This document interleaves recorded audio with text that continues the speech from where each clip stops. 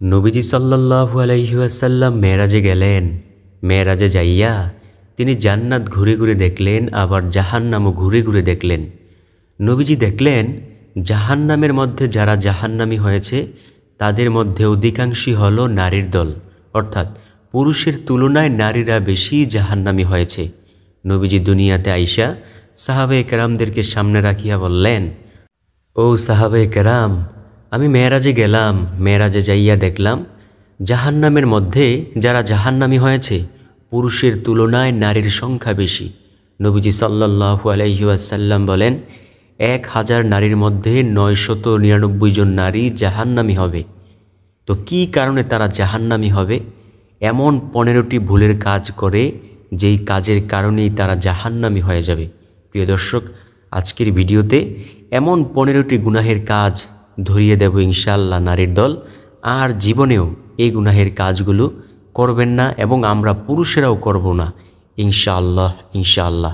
তো আমার বিশ্বাস, যেই নারী চায় এই 15টি গুনাহের কাজ থেকে বেঁচে থাকতে, সে আজকের ভিডিওটি সম্পূর্ণ দেখে এইখান থেকে প্রতিটি গুনাহ কথা সুন্দরভাবে জেনে বুঝে পরবর্তীতে এগুলো পরিহার করবে ইনশাআল্লাহ। এবং দয়াময় প্রভু রহমান মালিক খোদা তাকে অবশ্যই পরকালের জিন্দেগিতে জান্নাত দান করবেন ইনশাআল্লাহ। তো প্রিয় দর্শক, একে একে চলুন প্রত্যেকটি গুনাহের কথা আপনাদেরকে স্মরণ করিয়ে দেই। 1 নাম্বার যেই গুনাহের কথা সেটা হলো গোসলে অবহেলা, অর্থাৎ ফরজ গোসলে অবহেলা। যেই নারী এই কাজটি করবে সে অবশ্যই গুনাহের কাজ করল। দেখেন, এই ফরজ গোসল আপনাকে অবশ্যই করতে হবে। যদি না করেন আপনার নামাজ হবে না, আপনি কোনো আমল করলেন সেগুলো হবে না। তো যে ব্যক্তি নামাজ ছেড়ে দিল সে কী করলো? কুফরি করলো। প্রিয় দর্শক, অবশ্যই ফরজ গোসলের যদি দরকার হয় ইনশাআল্লাহ সাথে সাথে সুন্দরভাবে নবীজি সাল্লাল্লাহু আলাইহি ওয়াসাল্লাম যেই নিয়ম শিক্ষা দিয়েছেন সেই নিয়মে ইনশাআল্লাহ নারী পুরুষ উভয়ই করে নেব ইনশাআল্লাহ। না হলে এই গুনাহ কিন্তু মারাত্মক গুনাহ। এই গুনাহের কারণে পরকালের জিন্দেগিতে ইনশাআল্লাহ আপনাকে জাহান্নামে চলে যেতে হবে। ইনশাআল্লাহ কেন বললাম? অবশ্যই আপনাকে জাহান্নামে চলে যেতে হবে। আল্লাহ আমাদেরকে এই গুনাহ থেকে বেঁচে থাকার তৌফিক দান করুক। 2 নাম্বার গুনাহের কাজ হলো পর্দার ব্যাপারে অনীহা। দেখেন, নারী পুরুষ উভয়ের জন্যই পর্দা করা ফরজ। আমাদের সমাজে নারীর এমন একটা অবস্থা হয়েছে যে আপনি কোনো বাজারে যান অথবা কোনো বিবাহের অনুষ্ঠানে যান অথবা যে কোনো অনুষ্ঠানে যান না কেন, সেইখানে যাইয়া যদি আপনি একজন ভদ্র সুশীল মানুষ হয়ে থাকেন, আপনার নজরটা আপনি উপরে উঠাইতে পারবেন না। নারীদের কিছু না, অধিকাংশ নারীদের চলাফেরাই এমন হয়ে গেছে। তো এর কারণ কি? এর কারণ হলো তাদের অভিভাবকের দোষ। কারণ ঘরের যে অভিভাবকরা রয়েছে তারা যদি তাদেরকে সুন্দরভাবে চালায়, তারাও ঠিক সেইভাবেই চলবে। যদি সুন্দরভাবে না চালায় তো তারা কিভাবে চলবে? এই পর্দার ব্যাপারে অনীহা করার কারণে ইনশাআল্লাহ পরকালের জিন্দেগিতে আপনাকে জাহান্নামে চলে যেতে হবে। ফাতিমা রাদিয়াল্লাহু তাআলা আনহা কি বলেন জানেন? ফাতিমা রাদিয়াল্লাহু তাআলা আনহা যেই জায়গাটা দিয়ে হাইটা যাইতো, তিনি আবার সেই জায়গাটা মুছিয়ে দিতে বলতেন, যাতে করে দুনিয়ার মানুষ বুঝতে না পারে যে নবীর কন্যা ফাতিমা রাদিয়াল্লাহু তাআলা আনহা কেমন পায়ের ছাপ ছিল, কি পাটা কি একটু মোটা নাকি চিকন।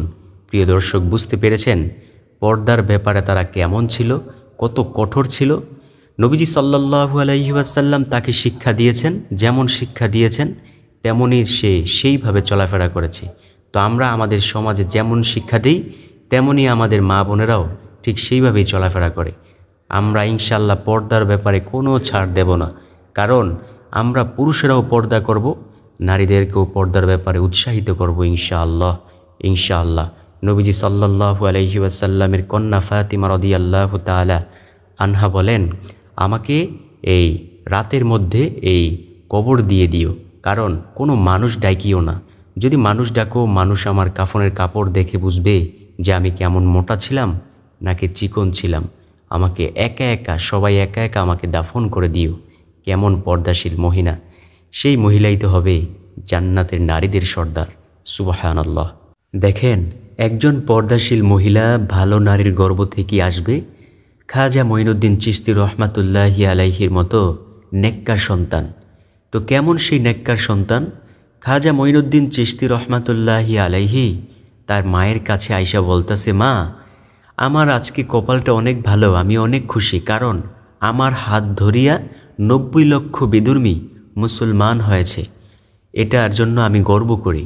খাজা মঈনুদ্দিন চিশতি রহমাতুল্লাহি আলাইহি এর আম্মাজান বলে, ও মঈনুদ্দিন, তোমার গর্ব করার কিছুই নাই, সম্পূর্ণ ক্রেডিট আমি আম্মাজানের।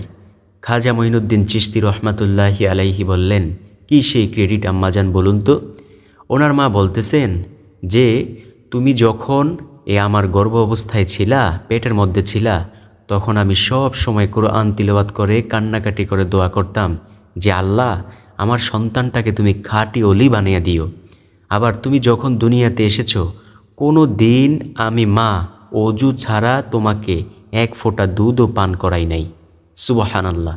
প্রিয় দর্শক, বুঝতে পেরেছেন কেমন মায়ের গর্ভ থেকে এসেছে সেই খাজা মঈনুদ্দিন চিশতি রহমাতুল্লাহি আলাইহি, যাকে সারা পৃথিবীর মানুষ সম্মান করে। এমন কোনো সিলসিলার মানুষ নাই যে তাকে সম্মান করে না, এমনকি বহু হিন্দুরা তাকে সম্মান করে। প্রিয় দর্শক, তো আমরা যারা মা বোনেরা অবশ্যই ভিডিওটি দেখতেছেন, অবশ্যই পর্দার ব্যাপারে অবশ্যই খেয়াল রাখবেন। আমার প্রতি রাগ করেন? কী কারণে রাগ করবেন? আমি তো আপনাদের ভালোর জন্যই বলতেছি, তাই না? তৃতীয় নাম্বার যেই গুনাহের কাজটা, তা হলো জাকাতে অবহেলা। অনেক মহিলার কাছে এই ধন সম্পদ থাকার পরেও, অনেক মহিলারকে, আমি সব মহিলার কথা বলি না, অনেক মহিলার কাছে ধন সম্পদ থাকার পরেও তারা এই জাকাতে অবহেলা করে, তারা জাকাত দিতে চায় না। অথচ এই যে দুনিয়াতে সম্পদগুলো রাইখা যাইবেন, কার জন্য রাইখা যাইবেন? সম্পদ কিন্তু মালিকানা চেঞ্জ হয়ে যায়। আপনি মইরা গেলেন, তার পরবর্তীতে আপনার কন্যারা অথবা আপনার ছেলেরা সেগুলোর মালিক হয়ে যাবে। আবার তারা মইরা গেল, তাদের সন্তান সন্ততি সেগুলোর মালিক হবে। কিন্তু আপনি কি কিছু নিয়ে যাইতে পারবেন? পরকালের জিন্দেগিতে যদি আপনি একটা নেকের জন্য আটকে যান, তখন কি আপনি এই একটা নেককে আপনার সন্তান সন্ততি থেকে পাইবেন? আপনি তাদেরকে বলতে পারবেন যে, বাবা, তোমরা তো দুনিয়াতে আমার ছেলে ছিলে অথবা মেয়ে ছিলে, তোমরা আজকে আমাকে একটা নেক দিয়ে সাহায্য করো না? তারা কি বলবে জানেন? তারা বলবো, দুনিয়াতে তো অবশ্যই আমার আম্মাজান ছিল, কিন্তু তুমি যে আমার আম্মা, আমরা বিশ্বাস করি না। তো আপনি তাদেরকে বিশ্বাসই করাইতে পারবেন না, অচেনা হয়ে যাইবে সম্পূর্ণ। তো কিভাবে তারা আপনাকে সাহায্য করবে? ওই কঠিন হাসরের ময়দানে কেউ কারো জন্য নয়। তো জাকাত দিয়ে দেওয়াটাই হচ্ছে সবচেয়ে বুদ্ধিমানের কাজ। কারণ এই জাকাত না দিলে এই সম্পদগুলো কবরের মধ্যে যাইয়া সাপ হইয়া, বিষাক্ত সাপ হইয়া সারাক্ষণ শুধু এই কামড়াইতে থাকবে। ওই সাপের, ওই ভয়ঙ্কর সাপের এই আযাব কি সহ্য করতে পারবেন? তা আমরা অবশ্যই পুরুষ অথবা নারী যে কেউই হোক না কেন, জাকাতের ব্যাপারে অবশ্যই উদাসীন হব না, ইনশাআল্লাহ। তারপরের গুনাহের কাজটি হলো মানুষের দোষ ত্রুটি নিয়ে বেশি এই কথা বলা। দেখেন, আমাদের সমাজে যদি 2 থেকে 3 জন মহিলা যদি একত্রিত হয়, এই কে কার সাথে ভেগে গেছে, কে কি গুনাহের কাজ করেছে, কে কি অপরাধ করেছে, সব কিছু তারা তুইলা ধরে। কেন এগুলো কেন বলতে হবে? যে ব্যক্তি একজনের দোষ এই লুকিয়ে রাখলো, আল্লাহ রাব্বুল আলামিনও হাসরের ময়দানে তার গুনাহগুলো জনসম্মুখে এইভাবে লুকিয়ে রাখবেন। সুবহানাল্লাহ। প্রিয় দর্শক, এই মানুষের দোষ ত্রুটি নিয়ে বেড়াবো না, এগুলো মারাত্মক গুনাহ, মারাত্মক কবিরা গুনাহ। এগুলো করা থেকে বেঁচে থাকবো ইনশাআল্লাহ। যে যেই পাপ করেছে সেই পাপের কর্মফল সে অবশ্যই ভোগ করবে। আমরা কেন তার পাপ নিয়ে এই পাপের কথাগুলো বলে গুনাহের কাজ করব? এগুলো অবশ্যই করব না ইনশাআল্লাহ। দেখেন, একজন মানুষ একটা গুনাহের কাজ করলো, আপনি যদি সেই গুনাহের কাজটাকে যদি জনসম্মুখে প্রকাশ করেন, তাহলে এইভাবে ছড়াইতে ছড়াইতে অনেক মানুষ সেটা জেনে ফেলবে এবং অনেক মানুষ তাকে লজ্জা দেবে। এর চেয়ে ভালো আপনার এটা ছড়ানোর দরকার নাই। সে যেই গুনাহের কাজ করেছে তার শাস্তিদাতা তো একজন তো আছে, তিনি তো মহান মালিক, প্রভু রহমান মালিক খোদা। সেই খোদাই তো তাকে শাস্তি দেবেন পরকালের জিন্দেগিতে, অথবা দুনিয়াতেও সে শাস্তি পাইবে। আপনি কেন বেহুদা তার গুনাহের ভাগীদার হবেন? এটা করা যাবে না ইনশাআল্লাহ। ইনশাআল্লাহ আমরা এটা থেকে বিরত থাকার চেষ্টা করিব ইনশাআল্লাহ। 5ম নম্বরে যেই গুনাহের কাজ, সেটা হলো সময় মতো সালাত আদায় না করা। সঠিক টাইমে সালাত আদায় করার কত মর্যাদা, কত দাম, অথচ কত নারীকেই দেখা যায় যে সময় মতো তারা সালাত আদায় করে না। দেখেন, এই ধরেন জোহরের নামাজ হইল এই 3টা নাগাদ, 3টা পর্যন্ত সময়, ধরেন একটা সময় দিলাম আর কি, এটা হচ্ছে সময় মতো 3টার পরেও আপনি পড়তে পারবেন। কিন্তু আপনি যদি শুধু অলসতা করে এই 3টার পরে গিয়ে পড়লেন, একটু সময় মতো পড়লেন না, এটার কারণে কি হবে? এই অলসতা করা যাবে না। তো আমরা সঠিক সময়ে নামাজ পড়ার মতো চেষ্টা করব। আল্লাহ রব্বুল আলামিন আমাকেও তৌফিক দান করুক যাতে সঠিক সময়ে নামাজগুলো আদায় করতে পারি ইনশাআল্লাহ। আমরা সবাই আল্লাহর কাছে তৌফিক কামনা করব ইনশাআল্লাহ। 6 নম্বর যে গুনাহের কাজ সেটা হলো মিথ্যা কথা বলা। দেখেন, পুরুষেরাও মিথ্যা কথা বলে, নারীরাও মিথ্যা কথা বলে। এই একটা মিথ্যা কথা বললে একটা কবিরা গুনাহের শাস্তি হলো 7000 বছর জাহান্নাম। 1 সেকেন্ডের জাহান্নামের আযাব সহ্য করতে পারবেন? জাহান্নামের আগুনকে 7000 বছর করে তাপ দেওয়ার পর সেই আগুনে কালো আগুনে রূপান্তরিত হয়েছে। দুনিয়ার আগুনটা হলো লাল, কিন্তু জাহান্নামের আগুনটা হবে কালো। জাহান্নামের আগুন গায়ে লাগা মাত্রই কলিজা পর্যন্ত ভুনা হয়ে যাবে। নবীজি সাল্লাল্লাহু আলাইহি ওয়াসাল্লামের আদরের চাচা, নবীজির চাচা আবু তালিবকে নবীজি সাল্লাল্লাহু আলাইহি ওয়াসাল্লাম কত চেষ্টা করেছেন যে চাচা একটু আপনি এই আমার ধর্মের প্রতি একটু আপনি অনুসরণ করুন না, একটু বলুন না যে লা ইলাহা ইল্লাল্লাহু মুহাম্মাদুর রাসূলুল্লাহ। আবু তালিব বলেছে যে আমি এটা পারবো না, কারণ আমি এটা যদি করি আমার এই বাপ দাদার ধর্মের মধ্যে চুনকালি পড়বে, আমি এটা পারবো না। এই আবু তালিবের মতো এত ভালোবাসতে পারে নাই নবীজিকে কেউ, আর দুনিয়াতে কেউ বাসবেও না। এতটাই ভালোবাসতেন তিনি নবীজি সাল্লাল্লাহু আলাইহি ওয়াসাল্লামকে। এত ভালোবাসার পরেও সে কালিমা গ্রহণ না করার কারণে সে জাহান্নামী হবে। দেখেন, মাত্র আগুনের জুতা পরিধান করিয়ে দেওয়া হবে তাকে। আগুনের জুতা কোথায় পরাবে? পায়ের মধ্যে পরাবে। এই পায়ের মধ্যে পরানোর কারণে তার সারা শরীর টকবক করতে থাকবে এবং তাকে তার এই কলিজা পর্যন্ত ভুনা হইয়া পায়খানার রাস্তা দিয়ে বের হয়ে যাবে। এতটাই মারাত্মক হলো জাহান্নামের আগুন। দুনিয়ার আগুন একটু শরীরের যে কোনো অংশ লাগে ওই জায়গাটাই শুধু জ্বলে যায়, কিন্তু জাহান্নামের আগুন একটু শরীরের যে কোনো অংশে লাগুক না কেন, নখের কোনায় লাগুক না কেন, এই তাপে সারা শরীর তার টকবক করতে থাকবে এবং তার কলিজা পর্যন্ত ভুনা হয়ে যাবে এবং সেই কলিজা পর্যন্ত ভুনা হইয়া এই পায়খানার রাস্তা দিয়ে বের হয়ে যাবে। এতটাই মারাত্মক আগুন হলো জাহান্নামের আগুন। সেই জাহান্নামের আগুনকে সহ্য করার মতো ক্ষমতা আমাদের আছে? আমরা তো হেলায় খেলায় পড়ে কত গুনাহের কাজ করি। আল্লাহ আমাদের এই সকল গুনাহ থেকে বেঁচে থাকার তৌফিক দান করুক।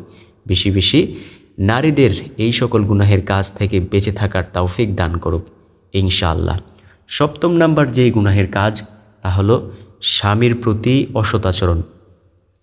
দেখুন, আজকে আমাদের সমাজে দেখা যায় একজন পুরুষ একজন নারীর জন্য কত কষ্ট করে, অনেক কষ্ট করে, কিন্তু দিন শেষে দেখা যায় ওই পুরুষটা নারীর কাছে লাঞ্ছিত হয়। এটা কেন আপনি স্বামীর প্রতি খারাপ আচরণ করবেন? সে আপনাকে এত সুন্দর করিয়া কামাই রুজি করিয়া এত সুন্দর করিয়া খাওয়াইলেও কিন্তু দিন শেষে আপনি তাকে তার সাথে খারাপ আচরণ করলেন। এতে কি হলো? তার মনে কষ্ট হলো। আপনি এই মনে কষ্ট দিয়ে কি জান্নাতে যাইতে পারবেন? যত আমলই করুন না কেন। তবে হ্যাঁ, অনেক স্বামী রয়েছে যারা তাদের স্ত্রীদের সাথেও খারাপ আচরণ করে, অনেক রয়েছে। তো এগুলো করা যাবে না। সবাই সবার পক্ষ থেকে, সবাই সবার স্থান থেকে ভালো থাকবো ইনশাআল্লাহ। সবাই মিলেমিশে চলার মতো চেষ্টা করিব ইনশাআল্লাহ। 8 নাম্বার যেই গুনাহের কাজ তা হলো গীবত করা, অর্থাৎ একজন মানুষের ব্যাপারে এই গীবত বলা। নবীজি সাল্লাল্লাহু আলাইহি ওয়াসাল্লাম বলেন, গীবত করলে তুমি তোমার মরা ভাইয়ের গোস্ত খাওয়ার সমতুল্য। দেখেন, গীবত করা যাবে না। গীবত করলে একজন মানুষ একটা অন্যায় করেছে, আপনি সেই অন্যায়টা বলে বেড়ালেন, এটার নাম হচ্ছে গীবত। এই অন্যায় করলে কি হয় জানেন? আপনার নেকগুলো সে নিয়ে যাবে আর তার গুনাহের গুনাহগুলো আপনি আপনার কপালের মধ্যে নিয়ে আসবেন, আপনার মধ্যে জমা করলেন। আর আপনার যত ন্যাক ছিল সব নবীজি বলেন একজন মানুষ যখন গীবত করে যেমনইভাবে দুনিয়াতে এই কাঠের মধ্যে আগুন ধরিয়ে দিলে যেমনইভাবে জলে পড়ে ছারখার হয়ে যায়, গীবত করলেও এই মানুষের আমলগুলো ন্যাক আমলগুলো এমনইভাবে জলে পুড়ে ছারখার হয়ে যায়। নাউজুবিল্লাহ। আল্লাহ রব্বুল আলামিন আমাদেরকে এবং সব নারীদেরকে গীবত শেকায়াত থেকে বেঁচে থাকার মতো তৌফিক দান করুক। আল্লাহ যদি তৌফিক দান করে দুনিয়াতে সব কিছুই সম্ভব, আল্লাহ যদি তৌফিক না দান করে দুনিয়াতে কোনো কিছুই সম্ভব না। 9 নম্বর গুনাহের কাজ হলো অন্য ধর্মের সংস্কৃতি পালন করা। সবচেয়ে বেশি পালন করে নারীরা অন্যান্য ধর্মের সংস্কৃতি। যদি পহেলা বৈশাখ চলে আসে তখন তারা রং বেরঙের শাড়ি পইরা এই ঘুরতে বের হয়, ছবি তোলে, এটা করে সেটা করে। এটা করা যাবে না। এই পহেলা বৈশাখ হলো হিন্দু ধর্মাবলম্বীদের। আপনারা কেন সেটা পালন করবেন? এটা তো আপনার জন্য হারাম। আপনি কেন সেটা পালন করবেন? ইলিশ মাছ ভাজা দিয়া তারপর পান্তা ইলিশ খাইতে যাইবেন বিভিন্ন রেস্টুরেন্টে, এটা কেন করবেন? এটা আপনার জন্য হারাম করে দেওয়া হয়েছে। অন্যান্য সংস্কৃতির ধর্মাবলম্বীদের এই অনুষ্ঠান আপনি করতে পারবেন না, এটা আপনার জন্য সম্পূর্ণ হারাম। আর আপনি এটা পালন করেন। এই যে পালন করলেন, হারাম জিনিস হলো কবিরা গুনাহ। আপনি এই গুনাহগুলো কেমনে আপনার মধ্যে জমা করতেছেন? একটা গুনাহের জন্য জবাব দিতে পারবেন আল্লাহর আদালতে? আল্লাহ যদি একটা গুনাহের হিসাব নেয়, এই পৃথিবীতে কারো শক্তি নাই যে সে একটা গুনাহের জবাব দিবে। প্রিয় দর্শক, আমরা এই অন্যান্য ধর্মাবলম্বীদের সংস্কৃতি থেকে বেঁচে থাকবো ইনশাল্লাহ। এই যে আমরা নিউ ইয়ার পালন করি, কিন্তু দেখা যায় কি নিউ ইয়ার পালন করে হচ্ছে এই খ্রিস্টান ধর্মাবলম্বীরা, ইহুদিরা। তো আমরা এগুলো কেন পালন করব? নতুন বছর আসছে, আমরা একটু আমলের মাধ্যমে নতুন বছরটাকে স্বাগতম জানাই না, কেন এগুলো পালন করব? এগুলো পালন করা যাবে না ইনশাআল্লাহ। 10 নম্বর যে গুনাহের কাজ তা হলো একজন মানুষ একটা সেন্সিটিভ কথাবার্তা বলছে, আপনি সেটা গিয়া কান পাইতা শুনলেন, কিন্তু পরবর্তীতে আপনি সেটা মানুষের কাছে বলে বলে বেড়াইলেন। এটা কিন্তু নারীদের মধ্যে এই গুনাহের কাজটা কিন্তু অনেক বেশি আছে। এগুলো করা যাবে না। মানুষের কথাবার্তা থাকতেই পারে, সেটা তার ব্যক্তিগত ব্যাপার। আপনি কথা কেন কান পেতে শুনবেন? এগুলো করা যাবে না। অনেকে বলবেন আমি শুনি না, যে শোনে তাকে বলছি। এগুলো করা যাবে না, কারণ অধিকাংশ নারী কিন্তু জাহান্নামী হবে। এটা আমার কথা না, নবীজি সাল্লাল্লাহু আলাইহি ওয়াসাল্লামের কথা। নবীজি বলেন, কোন রেওয়ায়েতে এসেছে যে 1000 নারীর মধ্যে 999 জন নারী জাহান্নামী হবে। আবার কোন রেওয়ায়েতে এসেছে 100 নারীর মধ্যে 99 জন নারী জাহান্নামী হবে। বুঝতে পেরেছেন? এটা আমার কোনো বানানো কোনো কথা না। 11 নম্বর যে গুনাহের কাজ তা হলো এই বিভিন্ন আমলের ক্ষেত্রে উদাসীনতা। আমলের ক্ষেত্রে উদাসীনিত করা যাবে না। অন্যান্য ধর্মাবলম্বীদের যেই নিয়মগুলো যে পালন করেন, এপ্রিল ফুল পালন করেন, তারপর এই যে নিউ ইয়ার পালন করেন, তারপর পহেলা বৈশাখ পালন করেন, ওগুলো তো সুন্দরভাবে পালন করতে পারেন। আর আমলের ব্যাপারে এত উদাসীন থাকবেন কেন? নবীজি সাল্লাল্লাহু আলাইহি ওয়াসাল্লাম কি বলেন জানেন? নবীজি বলেন, আমার কোনো উম্মত যদি একটা সুন্নতকে অনুসরণ করলো, মৃত্যু পর্যন্ত যদি সে জিন্দা করলো, জিন্দা করা বলতে বুঝিয়েছে অনুসরণ করলো, সেই উম্মত যুদ্ধের ময়দানে শহীদ হওয়া 100 গলাকাটা শহীদের সমান সওয়াব লাভ করলো। সুবহানাল্লাহ। তো প্রিয় নারীর দল, ওইগুলো পালন না করিয়া নবীজির একটা সুন্নতকে অনুসরণ করেন না, যে কোনো একটা সুন্নতকে অনুসরণ করেন, ইনশাআল্লাহ নবীজি বলেন যুদ্ধের ময়দানে 100 গলাকাটা শহীদের সমান সওয়াব তুমি পেয়ে যাইবা। তারা তো যুদ্ধ কইরা সেই সওয়াব পাইছে, আর তুমি না যুদ্ধ কইরাই একটা সুন্নত অনুসরণ করার কারণে সেই সমপরিমাণ সওয়াব তুমি পেয়ে যাইবা। সুবহানাল্লাহ। এতটাই দামি এই আমলগুলো। ইনশাআল্লাহ এইটা করার চেষ্টা করব ইনশাআল্লাহ। 12 নম্বর যেই গুনাহের কাজ হলো পরকীয়ায় জড়ানো। আজকে আমাদের সমাজে অধিকাংশ নারীদের এই দোষটা রয়েছে, পরকীয়ায় জড়িয়ে যায়। দেখেন, নারী যদি সায় যদি না দেয় তাহলে কোনো পুরুষই পরকীয়ায় জড়াতে পারবে না। আপনি আপনার জায়গা থেকে আপনি একেবারে পুরো অটল থাকেন, আল্লাহকে ভয় করেন, নবীজি সাল্লাল্লাহু আলাইহি ওয়াসাল্লামকে অনুকরণ করেন, দেখবেন ইনশাআল্লাহ সব ঠান্ডা হয়ে যাবে। একজন মানুষ আপনাকে একটা কুপ্রস্তাব দিল, আপনি সেই প্রস্তাবে যদি না রাজি হইয়া ওই মানুষকে যদি বিচারের কাঠগড়ায় দাঁড় করিয়ে দেন, অন্য মানুষও এর ব্যাপারে সচেতন থাকবে। আপনি যদি সায় দেন, অন্য মানুষও এর ব্যাপারে একেবারে উদাসীন হয়ে যাবে। এই পরকীয়া থেকে বেঁচে থাকার আল্লাহ তাআলা আমাদেরকে নারী পুরুষ উভয়দেরকেই তৌফিক দান করুক, আমিন সুম্মা আমিন। তারপর 13 নম্বর যে গুনাহের কাজ হলো স্বামীর সম্পদ আত্মসাৎ করা। আমাদের সমাজে দেখা যায় অনেক নারীরাই স্বামীর সম্পদ আত্মসাৎ করিয়া তারা অন্য পুরুষের সাথে চলে যায়। এটা যে কত বড় গুনাহের কাজ। একজন পুরুষ কত কষ্ট করিয়া প্রবাসে থাইকা অথবা যে কোনো চাকরি করিয়া ব্যবসা করিয়া কত কষ্ট করিয়া টাকা রোজগার করলো, আর আপনি সেই টাকার মর্ম না বুঝিয়া সেই টাকাগুলো লইয়া অন্য পুরুষের সাথে চইলা গেলেন। ওই পুরুষটা কিছুদিন পর্যন্ত সেই টাকাগুলো ভোগ করলো, আপনাকে রাখিয়া ওই টাকাগুলো রাখিয়া আপনাকে আবার বিদায় করে দেয়। শেষ পর্যন্ত দেখা যায় কি আপনি আবার ওই পূর্ববর্তী স্বামীর কাছে আসতে চান। দেখেন, এই গুনাহের কাজগুলো করা যাবে না। এই গুনাহের কাজ কিন্তু কিছু কিছু নারী করে থাকে। তো যারা করে তাদেরকে বলছি, আর যারা না করে তারা তো আল্লাহওয়ালা লোক। আলহামদুলিল্লাহ, আমি এমন মা বোনদের জন্য প্রাণ ভরে দোয়া করি। প্রিয় দর্শক, এই গুনাহের কাজও করা যাবে না। 14 নম্বর যা হলো স্বামীর সম্পদ সঠিক জায়গায় ব্যয় করা। দেখেন, এই যে স্বামী কত কষ্ট করিয়া টাকাগুলো রোজগার করলো, এই টাকাগুলো আপনি কোন রাস্তায় ব্যয় করছেন? কি ভালো রাস্তায়, আল্লাহর রাস্তায় ব্যয় করছেন, নাকি মন্দ রাস্তায় ব্যয় করছেন? অবশ্যই তা বুঝা শুইনা ব্যয় করবেন ইনশাআল্লাহ। না হলে এই টাকারও কিন্তু জবাব দিতে হবে হাসরের ময়দানে। আল্লাহর আযাবের জবাব কত ভয়ঙ্কর হতে পারে তেমন একটি ঘটনা আজকে আপনাদেরকে শোনাইব ইনশাআল্লাহ। সর্বশেষ নাম্বার যে গুনাহের কাজ তা হলো শ্বশুর শাশুড়িকে না দেখা। শ্বশুর শাশুড়িকে আমরা সবাই দেখার চেষ্টা করব। যারা পুরুষ আছি পুরুষের পক্ষ থেকে, যারা নারী আছি নারীরাও নারীদের পক্ষ থেকে ইনশাআল্লাহ। তাদেরকে যদি আমরা না দেখি তাহলে কে দেখবে?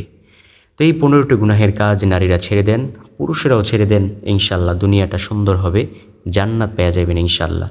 দেখেন, পরকালের জিন্দেগিতে যদি আল্লাহ হিসাব নেয় তাহলে কি হতে পারে? নবীজি সাল্লাল্লাহু আলাইহি ওয়াসাল্লাম বলেন, এক ব্যক্তি 500 বছরের খাঁটি ইবাদত নিয়ে আল্লাহর আদালতে দাঁড়িয়ে যাবে। ওই ব্যক্তি বলবে, আল্লাহ আমাকে তুমি জান্নাত দাও। আল্লাহ বলবে, কিসের কারণে তুমি জান্নাত চাও?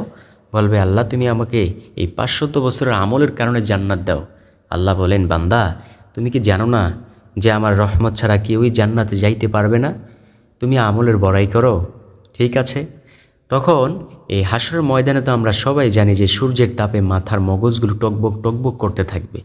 তো সেই ব্যক্তির সূর্যের তাপে এমন পানি পিপাসা ধরবে, তো সে সারা হাসরের ময়দান দৌড়াইতে থাকবে। তখন একজন ফেরেশতা কিছু পানি নিয়ে ডাকতে থাকবে, পানি লাগবে কারো পানি। ওই ব্যক্তি দৌড়িয়া সেই ফেরেশতার কাছে যাইয়া বলবে, আমাকে একটু পানি দাও। তখন ফেরেশতা বলবে, আমাকে কিছু মাইনে দিতে হবে, কিছু হাদিয়া দিতে হবে। ওই ব্যক্তি বলবে, আমার 500 বছরের ইবাদত রয়েছে। ফেরেশতা বলবে, ঠিক আছে 500 বছরের ইবাদত দিয়ে দাও, একটি গ্লাস পানি ভক্ষণ করো। সে 500 বছরের ইবাদত দিয়া একটি গ্লাস পানি পান করবে।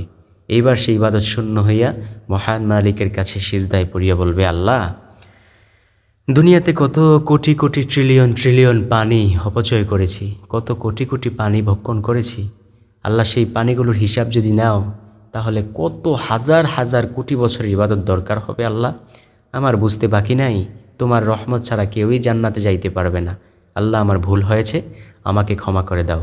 আল্লাহ তখন তাকে ক্ষমা করে দিয়ে তাকে জান্নাত দান করবেন। দেখেন নবীজি কেমন দৃষ্টান্ত দিলেন। তাই নবী কি বলেন জানেন? নবীজি বলেন, অল্প আমলি করো, অল্প আমলি নাজাতের জন্য